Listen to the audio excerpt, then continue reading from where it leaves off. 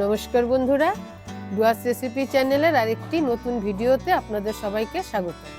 আশা করি বন্ধুরা আপনারা সবাই ভালো আছেন, সুস্থ আছেন। আজকে আমি করছি সর্ষে বাটা দিয়ে বাটা মাছের ঝোল ও ফুলকপির ডালনা। প্রথমে মাছগুলো ধুয়ে নেব।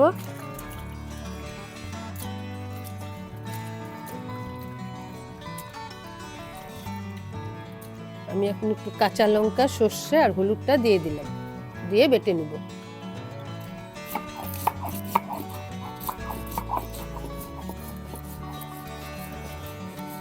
এখন আমি আলু বেগুনগুলো কেটে নেব।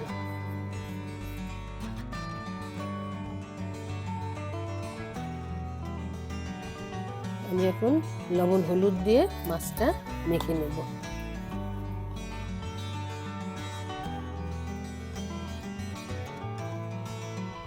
আমি এখন ফুলকপিগুলো ভেজে নিচ্ছি।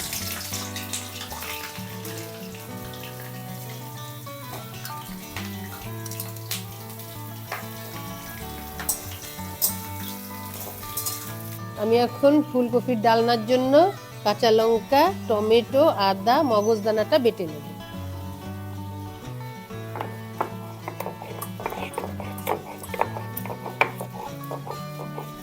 এখন একটু আলুগুলো ভেজে নেব।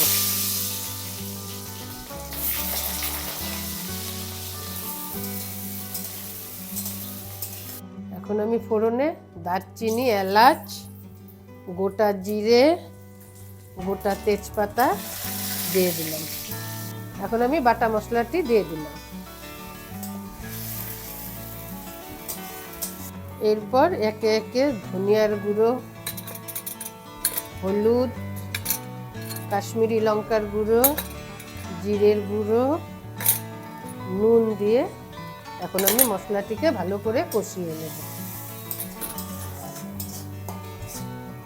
ফুলকপি আলুগুলো ঢেলে দিলাম।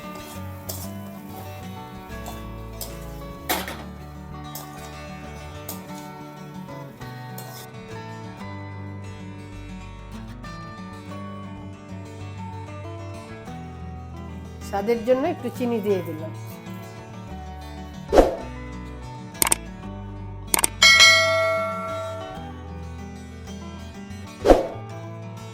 এখন দিয়ে দিলাম ঘি, একটু গরম মশলা।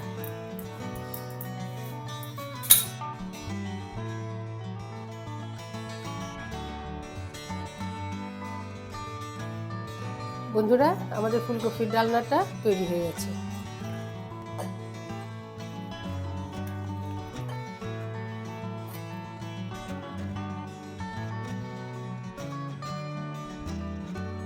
সর্ষে বাটা ঝোলের জন্য মাছটা ভেজে নেব।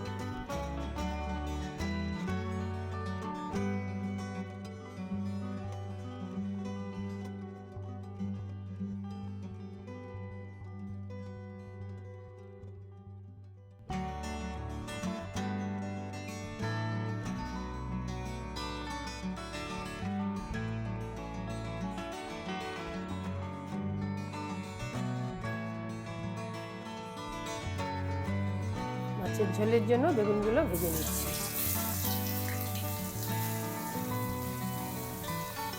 এখন আলুগুলো ভেজে নেব। ভাজার জন্য একটু লবণ দিয়ে দিলাম। ফোড়নে দিয়ে দিলাম কালো জিরে, আর দিয়ে দিলাম কিছুটা টমেটো কুচি। টমেটোটা গলার জন্য একটু লবণ দিয়ে দিলাম। এবার দিয়ে দেব লঙ্কা সর্ষে বাটার পেস্ট, দিয়ে দিচ্ছি লবণ, হলুদ, কাঁচা লঙ্কা।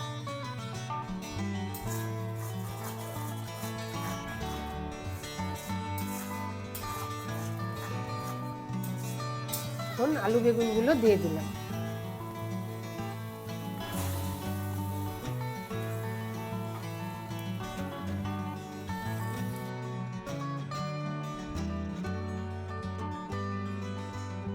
এখন জল দিয়ে দিলাম।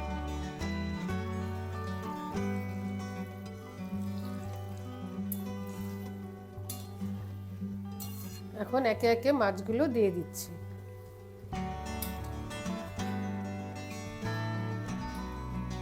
এখন চেরা কাঁচা লঙ্কাগুলো উপর দিয়ে দিচ্ছি। বন্ধুরা, বাটা মাছের ঝোলটি হয়ে গেছে, আমি নামিয়ে নেব।